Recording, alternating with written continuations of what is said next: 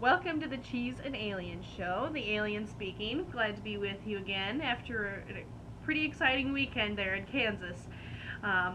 Fortunately, my parents live not too far from that track, so if I was living at home, I would have been able to go to the races this weekend, and I would have loved to have gone. Those were some amazing races. I want to start off with the shout-outs for this week. The first one for the Camping World Truck Series winner.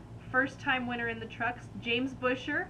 Congratulations. I know you're going for that championship and you've been a contender all along, and this definitely solidifies that you are definitely a contender. So just a huge congratulations to you. You got the nationwide win in Daytona. Now you've got that truck win. And so huge congratulations. I'm so happy for you. Next, in relation to the truck race, I'm going to give a shout out to the safer barrier. I know that's been a huge thing ever since they've been installed after Dale Earnhardt, and we just want to give the safer barrier a shout out. There was quite a wreck in the trucks. I wasn't able to watch it. I had too much going on, but from what I heard, there were two trucks that hit the wall pretty hard, and one of them was on the passenger side, and another truck almost hit it dead on. And there were 5 to 7 trucks involved in that wreck. So, so glad that we have those safer barriers, keeping our boys and girls safe out there on the tracks. Next shout out, which I'm very excited about. I even wore my shirt for this shout out. Mr. Denny Hamlin, I got my number 11 on. And so congratulations, Denny, on the win there at Kansas this weekend in the Cup race. That was a big battle at the end. You and Martin Truex, you get a shout out too. That was an amazing finish to the Kansas race. Truex, it's been a long drought. I know you've heard a lot about it, but just a huge, amazing effort. I am so excited that you showed that you wanted that win. You went hard for that win, and so that was just amazing. Second place is nothing bad. I know you wanted that win, but I'm just very glad for Denny Hamlin, and I would have been very happy for Martin if he would have gotten that win as well. And the last shout out for this week is out to Ford, the manufacturer. Let's see, we've had quite a few engine failures, and especially at Kansas. Let's see, a Chevy engine blew up. We had Dodge engine problems. We had Toyota. We didn't have any Ford engines blow up or have any problems. So Ford, you're doing a great job, especially those Roush Yates engines. They're doing fantastic. So huge shout out to Ford. They know what they're doing out there. They know how to make some quality equipment. And so that's just a wonderful thing. Alright, now on to this coming weekend. Of course, we all know it's Richmond. We've got nationwide and cup races. And for the past several weeks, the Cheese and I, we've been talking about the return of a certain driver. And so, this is my final warning for those other 42 drivers that are going to be out in the field. Watch out for Steve Wallace. He's back. Don't know what's going to happen. Don't know what he has up his sleeve. But just hope you all stay safe and work to avoid any of the messes that he causes. So, just want to give you a forewarning on that. Next, with the nationwide race, we have Travis Pastrana finally getting in the nationwide car. He was supposed to be in the nationwide car last year, but unfortunately he had a little mishap at the X Games. We all know he shattered his ankles, and so he wasn't able to come and race. So now we have Travis back. Was able to watch him last weekend on the Speed channel in that ARCA race. He did really well, and so I'm very excited for him that he is in the nationwide race. He's finally gonna be with us. And then next we have Ryan Blaney joining us in that race as well.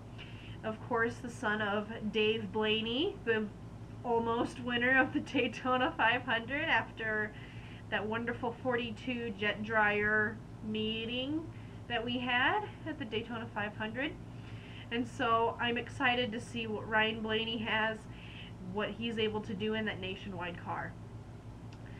Next, found out today, looking at my tweets, being on Twitter, at Liz Loves NASCAR, found out there's been a little mishap with Mother Function, Mr. Josh Jones. And so, at first I saw a tweet from Elliott Sadler. You know, he's talking about prayers, thoughts and prayers going out to Mother Function. So I'm like, well, what happened? I have no clue what happened. So, of course, Mother Function very close with Kevin Harvick. And so I had to check out Kevin Harvick's tweets because I figure he would have something about it. So found out that last night Josh was hit in the head with a softball, cracked his skull, and he ended up in the intensive care unit. And so, yes, lots of thoughts and prayers going out to Josh. Hope you feel better. Hope you are able to get well soon so that you can be back out doing what you do. And then saw a tweet from not too long ago, maybe mid-afternoon here Wednesday, and Kevin says that Josh is still in the hospital. Observation for his swelling, has a big black eye, can't hear out of the left ear, but he's in good spirits. So Josh, we're thinking of you, we're praying for you, we're hoping for the best for you, we're hoping you can get well, get out of there, and come back. Next, since it's Richmond, we know that's a favorite person of mine. That's his home track. Denny Hamlin doesn't live too far from there. In fact, last summer when he won in Michigan, I was driving right by Chesterfield, Virginia, while hearing that he had won in Michigan. So that was super exciting for me as a huge Denny fan. And so, of course, being at his home track, he's got to have a little charity race for the Denny Hamlin Foundation. And so, we're very excited for that happening tomorrow night after the K&N race. And got some big names that's going to be in this showdown race. We got Denny, of course. It's not a Denny Hamlin Foundation charity event without the man himself being in the race. We've also got Tony Stewart, Kyle Busch, Jeff Burton, Michael Waltrip, Joey Logano, Eric Almirola, Jason White, Timothy Peters, Chase Elliott, very excited for that one, Darrell Wallace Jr., and Curtis Markham. So excited to see what all happens in that charity race, and hoping they can raise a ton of money, a lot of money for the Denny Hamlin Foundation. I know they do good work. All the pictures that I see, all those kids are so excited. As a teacher, I love being able to see smiles on kids' faces. So keep doing what you do, Denny Hamlin Foundation. It's so wonderful, everything that you do. Next, of course, the biggest news of the day, of the week. We've been hearing about it for the past couple weeks. Bristol is changing. Bristol is changing. Well, what exactly is changing? Well, we found out today, thanks to Bruton Smith. No more progressive banking. So he's taking off a couple of degrees in the racetrack, making it a little bit flatter, and therefore it's going to be a little bit narrower. So, I mean, again, being a fairly new fan of the sport, I have no clue how the old Bristol was. And I bet there were some very exciting races. And I've always known Bristol to be an exciting track, whether it was 10 years ago or whether it was last year or 2 years ago. So, I mean, to me, it doesn't make a difference. But, of course, to please the fans, as Bruton says, that they are changing Bristol Motor Speedway. But, hearing about what Marty had to say on NASCAR Now, he thinks that, and the Cheese and I agree with it, that Bruton was looking at the stands. He's got empty seats. So that means he's not getting any money. So everyone say hi to Zoe, that's my little puppy. And so he's not seeing those seats being filled up. So he's thinking, well, what can I do to bring everyone back? I got to get these seats filled in. I'm losing money. And so that's our main thinking of why he's changing Bristol. And I was reading an article about it, and I found a very interesting quote said by the president of Speedway Motorsports Incorporated. And he says, and I quote, "We felt like it was the right decision to make at the time." Okay, this was back when they did the repave in 2007. And it continues, "After a lot of studying and a lot of feedback from our team, from drivers, from fans."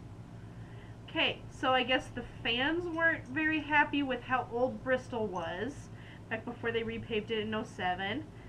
The fans are complaining still about Bristol and its racing. I don't know what Bruton can do to change the track to make all his fans happy. Sorry, Bruton, there's no way you can do anything to please everybody. There's absolutely no way. So you just gotta do what you believe is best, whether it's for monetary reasons of the seats or whether you personally thought it wasn't good racing and you said, based on feedback, if you were getting that from the drivers, from the owners, and of course the fans, because we wouldn't have NASCAR if it wasn't for the fans. But I mean, fans weren't happy when you repaved it in 07. Fans aren't happy now.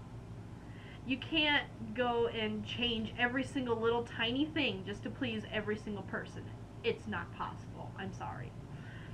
Right, next, up to our little fashion bit. It's been missing for the past couple weeks, and this is why we made the show, was for different fashions of drivers, owners, etc. in NASCAR. Found a little bit on the King, Mr. Richard Petty. Of course, he's got a little fashion style of his own. He's got his hat and his sunglasses he wears every single race.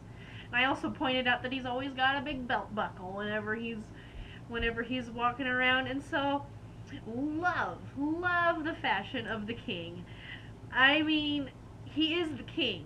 He might be able to wear an orange shirt and red pants or something like that and still be awesome because he's the King.